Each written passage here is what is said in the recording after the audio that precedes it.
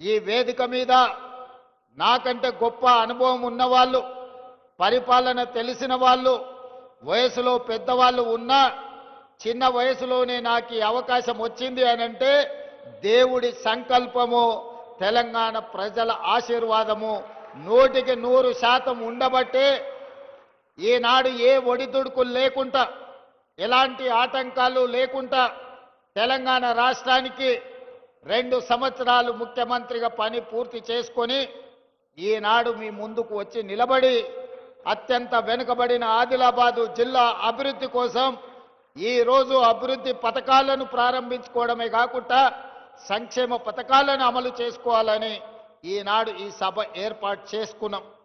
అందుకే రాజకీయాలకు అతీతంగా మిత్రుడు పాయల శంకర్, గోడెం నగేష్ గారు భారతీయ జనతా పార్టీ అయి ఉండొచ్చు.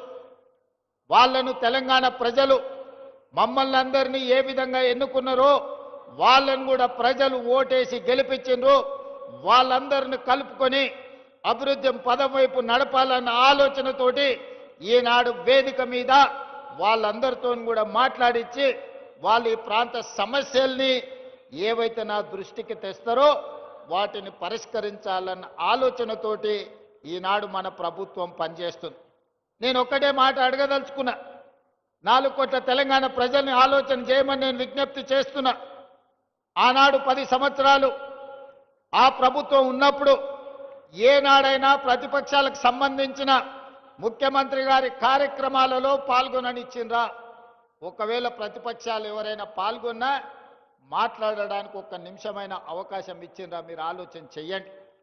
ప్రజాస్వామ్య స్ఫూర్తికి విరుద్ధంగా ఆనాడు పరిపాలన జరిగింది.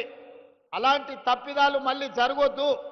ప్రతిపక్షంలో మేము ఉన్నప్పుడు సచివాలయానికి వెళ్తే వందలాది మంది పోలీసులను పెట్టి తాళ్ళు పెట్టి కట్టేసి మీరు సచివాలయానికి రానే వద్దు, మిమ్మల్ని రానియమని నన్ను, సీతక్క లాంటి వాళ్ళను తీసుకెళ్లి పోలీసులు నిర్బంధించి మా ఇంటి గేటు దగ్గర పడేసిపోయినారు.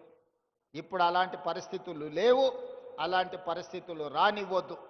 నేను నిన్న ఢిల్లీకి వెళ్ళిన, ప్రధానమంత్రిని కలిసిన, కేంద్ర మంత్రులను కలిసిన, మన తల్లి సోనియమ్మ ఆశీర్వాదం తీసుకొని ఇవాళ తెలంగాణ రాష్ట్రంలో సగర్వంగా నిలబడి నాది తెలంగాణ రాష్ట్రం అని గొప్పగా చెప్పుకుంటున్నామంటే ఆ తల్లి సోనియమ్మ ఆశీర్వదించి 60 సంవత్సరాల ఆకాంక్ష అయిన తెలంగాణ రాష్ట్రాన్ని సోనియమ్మ వల్ల మన కళ సాకారమైంది. మరి ఇంత పెద్ద కార్యక్రమం పెట్టుకొని తెలంగాణ రైజింగ్ గ్లోబల్ సమ్మిట్ పెట్టుకొని ప్రపంచ దేశాలకు సంబంధించిన 100 దేశాల ప్రతినిధులకు ఈరోజు తెలంగాణ రాష్ట్రం ఆతిథ్యం ఇస్తున్నప్పుడు, ఇంత గొప్ప లక్ష్యాన్ని కార్యక్రమం పెట్టుకున్నప్పుడు ఆ తల్లి ఆశీర్వాదం తీసుకోవాలి కదా.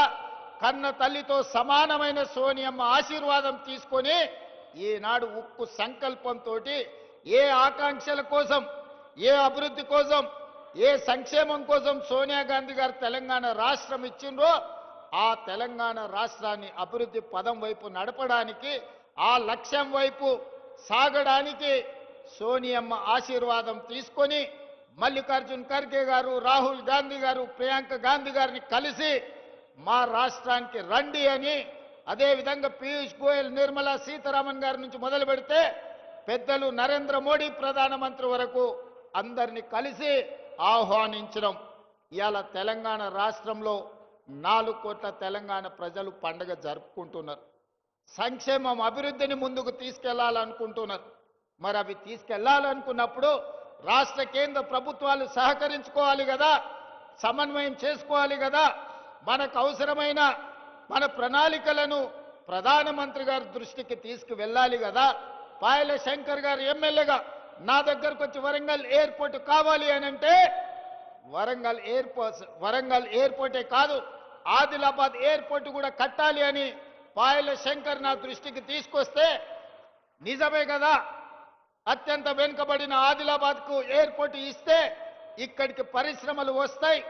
తెలంగాణ రాష్ట్రానికే కాదు పక్కనున్న మహారాష్ట్రకు సంబంధించిన వాళ్ళు కూడా ఇక్కడ టైగర్ రిజర్వ్ ఫారెస్ట్లు ఉన్నాయి. అభయారణ్యంలో పులులను చూడడానికి దేశం నలుమూలల నుంచి వేలాది మంది ఈ ప్రాంతానికి వస్తున్నారు. వాళ్ళు రావాలంటే కష్టమవుతున్నది. మనకి ఎయిర్పోర్ట్ ఉండాలి అని ఆలోచన చేసినాం. ఈరోజు మేము భూమి ఇస్తే రక్షణ శాఖకు సంబంధించిన రాజ్నాథ్ సింగ్ గారు సహకరిస్తామన్నారు. ఏవియేషన్ మినిస్టర్ రామ్మోహన్ నాయుడు గారు అనుమతులు ఇస్తామన్నారు. ప్రధానమంత్రి నరేంద్ర మోడీ గారు నిధులు ఇస్తామన్నారు.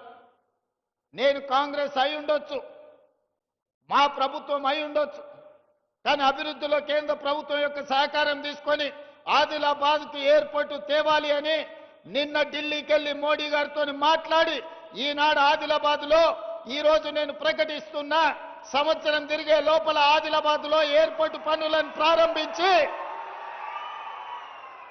ఎర్ర బస్సు రావడమే కష్టం అనుకున్న ఆదిలాబాద్లో ఎయిర్ బస్సును దించి ఇక్కడ అభివృద్ధికి పునాదులు వేసి ఇక్కడ పరిశ్రమలను తీసుకొచ్చే బాధ్యత మన ప్రభుత్వం